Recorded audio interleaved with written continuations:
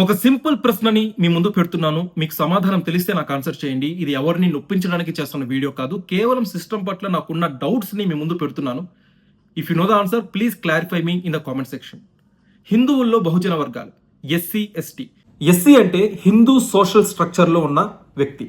As per law Hindus, Sikhs, Buddhists వీళ్ళు మాత్రమే ఎస్సీగా recognise చేయబడతారు.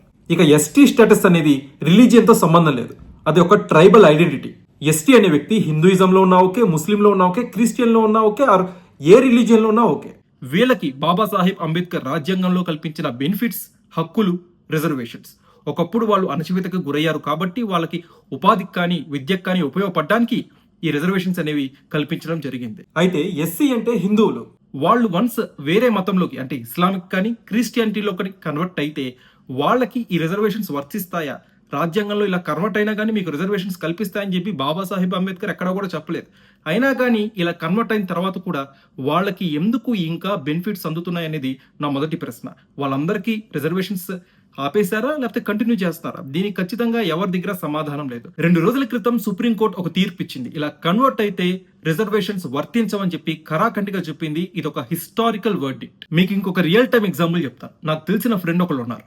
అతను కన్వర్టెడ్ క్రిస్టియన్. అయితే తనకు సంబంధించిన ఒక సర్టిఫికేట్లో తన క్యాస్ట్ మాలా అని పేర్కొనబడింది.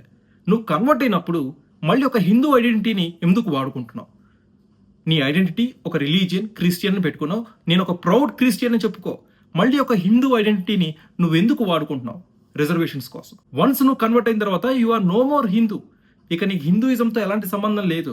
నీకు బాబాసాహెబ్ అంబేద్కర్ కల్పించిన రాజ్యాంగంలో ఆ హక్కులు కూడా నీకు వర్తించవు.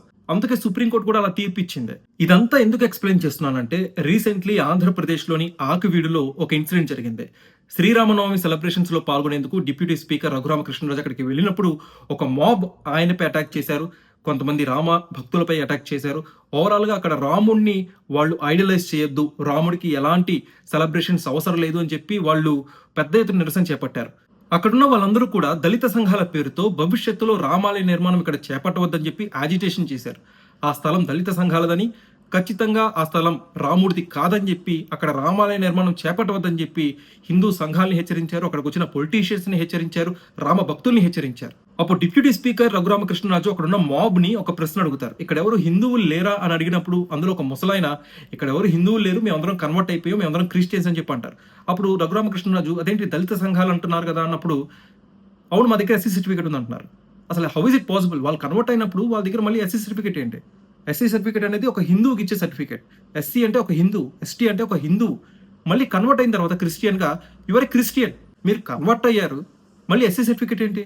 ఇది నాకు అసలు అర్థం కావట్లేదు. లిటరల్లీ సిస్టంలో ఎన్ని లూప్ హోల్స్ పెట్టుకొని మనం ఎలా బతుకుతున్నాం నాకు అర్థం కావట్లేదు. సో సుప్రీంకోర్టు చెప్పినట్టుగా ఇలా కన్వర్ట్ అయిన వాళ్ళందరికీ కూడా రిజర్వేషన్స్ వర్తించవు. వాళ్ళ దగ్గర ఇంకా క్యాష్ సర్టిఫికేట్స్ ఎందుకు ఉన్నాయి? వాటిని రద్దు చేయండి. ఆ బాధ్యతని సక్రమంగా నిర్వర్తించాల్సిన రెస్పాన్సిబిలిటీ గవర్నమెంట్ పై ఉంది, బ్యూరోక్రాట్స్ పై ఉంది. ఇక్కడ ఈ కన్వర్షన్ ఆఫ్ రిలీజన్ అనేది నా పాయింట్ ఆఫ్ టాపిక్ కాదు. నా పాయింట్ ఆఫ్ టాపిక్ ఏంటంటే అర్హులైన వారికి రిజర్వేషన్స్ దక్కాలి, అనర్హులకి దక్కకూడదు అనేది నా పాయింట్ ఆఫ్ టాపిక్. సో ఖచ్చితంగా రిజర్వేషన్స్ ఎవరికి వర్తించాలి? దళితులుగా ఉంటూ, ప్రౌడ్ దళితుగా ఉంటూ, హిందూయిజంలోనే ఉంటూ, హిందూయిజంని ఫాలో అవుతూ ఉన్న దళితులు చాలా మంది ఉన్నారు. వాళ్ళందరూ సగర్వంగా మేము హిందూయిజంలో ఉన్నామని చెప్పి సగర్వంగా చెప్పుకుంటుంటారు. వాళ్ళకి దక్కాల్సిన హక్కులు వాళ్ళకి సక్రమంగా దక్కాలి. ఎవరైతే ఇలా కన్వర్ట్ అవుతున్నారో వాళ్ళు ఖచ్చితంగా అనర్హులుగా ప్రకటించబడాలి. అలా జరుగుతుందా? జరగట్లేదు. ఇది ఖచ్చితంగా ప్రభుత్వం సత్వరంగా యాక్షన్ తీసుకోవాలి. సుప్రీంకోర్టు తీర్పు ఇచ్చిన తర్వాత కూడా త్వరితగతిన ఇలాంటి చర్యలు చేపట్టకపోవడం నిజంగా బాధాకరం. ఈ విషయంపై ప్రభుత్వం తక్షణమే ఒక విచారణ కమిటీ వేసి ఎమర్జెన్సీ ప్రాతిపదికన చర్యలు తీసుకోవాలి. అనర్హులని ఖచ్చితంగా ఫిల్టర్ అవుట్ చేసేయాల్సిందే. అప్పుడే బెనిఫిట్స్ అనేవి కరెక్ట్ వ్యక్తులకి సక్రమంగా వెళ్తాయి. లేకపోతే రాజ్యాంగ ఉల్లంఘన కిందకి ఇది వస్తుంది.